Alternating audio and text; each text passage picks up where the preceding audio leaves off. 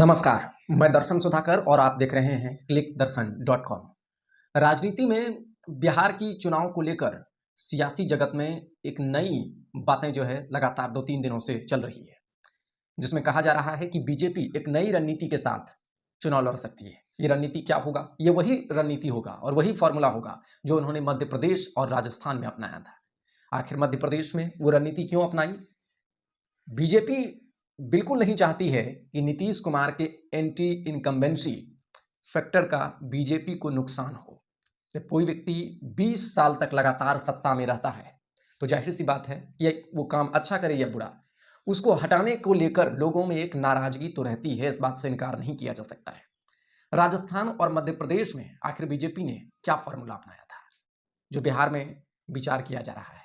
कहा जा रहा है कि बीजेपी नेताओं की और इन जो बैठक है उसमें ये बात कही जा रही है। ये फॉर्मूला ये होगा कि जो वहाँ के केंद्रीय मंत्री थे उसको एमएलए का चुनाव लड़ाया। क्यों लड़ाया?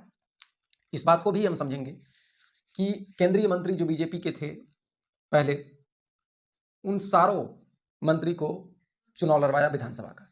इससे लाभ ये मिला कि जो अलग अलग समुदाय के नेता हैं तो उनके जाति के लोग एक अपनापन महसूस करते हैं। उनको लगता है कि शायद ये कैंडिडेट चुनाव लड़ रहा है तो शायद सीएम कैंडिडेट यही घोषित हो सकते हैं। अब बीजेपी की रणनीति क्या है इसको पहले समझते हैं, फिर इस विश्लेषण को समझना उदाहरण के तौर पर बहुत आसान हो जाएगा। जैसे कि कहा जा रहा है कि बीजेपी अपने जो केंद्रीय मंत्री हैं कई, उनको चुनाव लड़ा सकती है। उसके बाद कई एमएलसी जो चुनाव पिछले बहुत सालों से नहीं लड़े हैं उसको भी लड़ा सकती है। इस लिस्ट में गिरिराज सिंह, नित्यानंद राय जैसे नेताओं का नाम लिया जा सकता है। मंगल पांडे एमएलसी हैं, सम्राट चौधरी एमएलसी हैं, उनके चुनाव लड़ने की भी चर्चा है। हरी सहनी के भी चुनाव लड़ने की चर्चा है। इन सभी लोगों को बीजेपी क्यों चुनाव लड़ाना चाहती है?